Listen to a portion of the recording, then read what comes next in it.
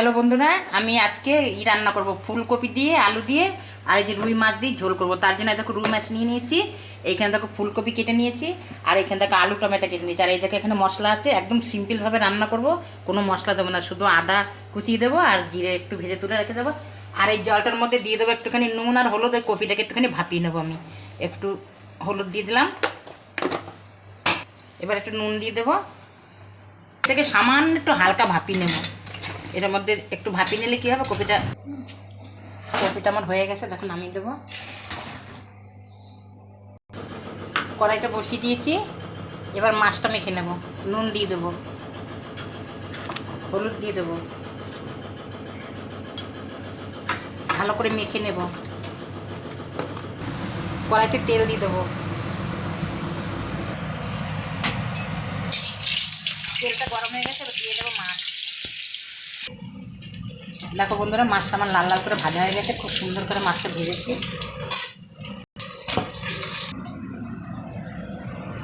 মাছ ভাজার ওই তেলের মধ্যে আমি কপিগুলো ভেজে নেব। লাল লাল করে কপিটা আমার ভাজা হয়ে গেছে, নামিয়ে দেবো। অল্প দুটো জিরে ভেজে তুলবো,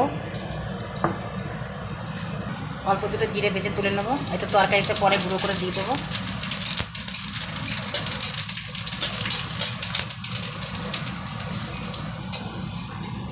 এর মধ্যে ফোড়ন দিয়ে দেবো, তেজপাতা, জিরে,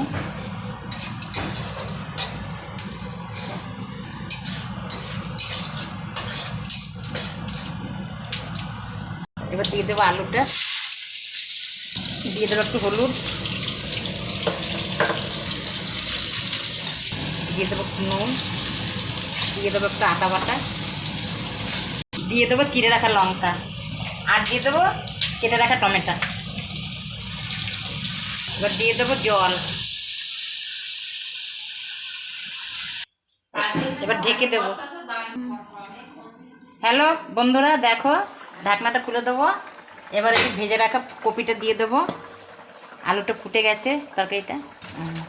আর একবার ঢেকে দেবো, দিয়ে এই দেখো ভেজে রাখা জিরেটা এটা হাতা দিয়ে গুঁড়ো করে নেবো, দিয়ে এটাই তরকারিতে দেবো। আর এই দেখো ধনে পাতা দিয়ে দেবো। এটাই আজকে আলু ফুলকপির মশলা, আর কোনো মশলা দেবো না, একটু আদা বেটে দিয়েছি, একদম পাতলা সিম্পল রান্না করবো।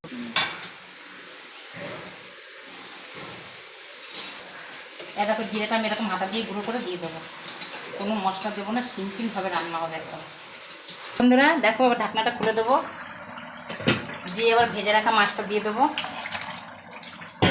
বন্ধুরা এটা তো কোনো মশলা জিনিস, সিম্পলভাবে রান্না করছি, কিন্তু একটু মিট মশলা দিতে হবে, কারণ যেহেতু মাছ তো, নাহলে মিট মশলা না দিলে একটু গন্ধ বেরোবে আস্তে আস্তে, তার জন্য একটু মিট মশলাটা দেবো। দেখো বন্ধুরা, তরকারিটা আমার হয়ে গেছে, নামিয়ে দেবো। এবার একটু দিয়ে দেবো মিট মশলা অল্প করে, এবার দিয়ে দেবো ভেজে রাখা জিরের গুঁড়োটা,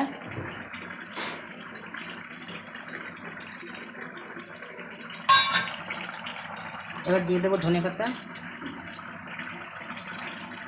এবার তরকারিটা নামিয়ে দেবো, তরকারিটা হয়ে গেছে, তরকারিটা নামিয়ে দেবো। একদম পাতলা ঝোল তো, সিম্পলভাবে রান্না করছি তরকারিটা।